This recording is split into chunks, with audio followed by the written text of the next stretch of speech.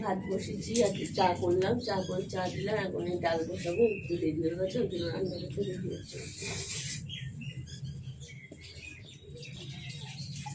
রান্না করতে দেরি হয়ে গেছে। এই আলু আর পটল দিয়ে মাছের ঝোল বসেছি, আলু পটল ভাজা হচ্ছে, আর এই যে মাছ ভেজে রেখেছি। তারপরে আর এই যে মশলা বেটে রেখেছি, দেবো দিয়ে আলু পটল তরকারি করবো। মেয়ের খুব তেল ছাড়া এখন এই তরকারি বসে যেমন এটি আছে বাসন। এই ঠাকুরের বাসন এখন মাঝে ঠাকুরের বাসন মেজে মেয়েকে ইমেলার দেবো।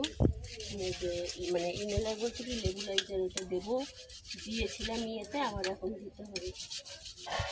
ঠান্ডা প্রচণ্ড লেগেছে, মানে অ্যান্টিবায়োটিক খাইছি কমেনি, এখন ইমেলার দেবো। তার মেজে তারপর দিয়ে দেবো। এই যে এখন ওই মেয়েকে ইমেলার দেবো, মেয়ের ঠান্ডা লেগেছে। আমার ঠান্ডা লেগেছে, শ্বাসকষ্টের প্রবলেম, তো এই জন্য ওকে ইমেলার দেবো।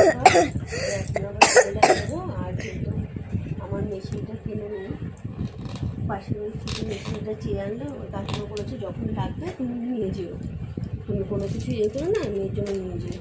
তো এই দুটো মানে দিতে হবে ওকে এখন, মানে একটা আগে দেবো আর একটা পরে, তো ওইভাবে দিতে হবে। আর এই যে মাস্ক, মানে আলাদা মাস্ক রয়েছে, ওর মধ্যে ওষুধটা ঢালবো, ঢেলে তারপরে ওই মাস্ক দিয়ে তারপর হচ্ছে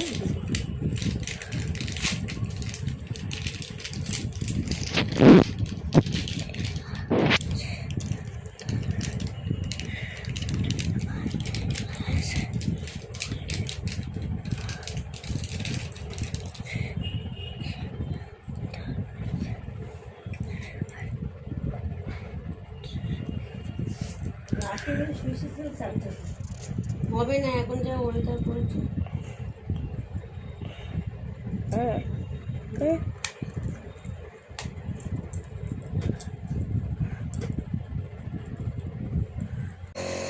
এই যে এখন এই যে ইনহেলার টানছে, মুখে দিয়েছি।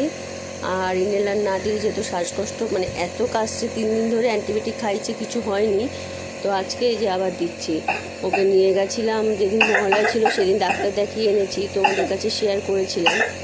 তো আবার এই ডাক্তার মানে প্রেসক্রিপশনটা ছিল, ওইটা দেখিয়ে ডাক্তারকে ফোন করলাম, বলছে অ্যান্টিবায়োটিক দিয়েছো, যখন না কমেনি তাহলে লেবুলাইজার চালু করো, তাই লেবুলাইজার চালু করেছি। এই যে ভাত, পটল ভাজা, আর এই যে পেঁয়াজের ডাল, আর শসা, লেবু, পেয়ারা একবারে কেটে রেখেছি। আর এটা হচ্ছে শাক ভাজা, কলমি শাক ভাজা। আর এইটা হচ্ছে এই যে রুই মাছের ঝোল। ভিডিওগুলো দেখো, খারাপ ভালো লাইক, কমেন্ট, শেয়ার আর একটা করে সাবস্ক্রাইব করো, পাশে থেকে প্লিজ।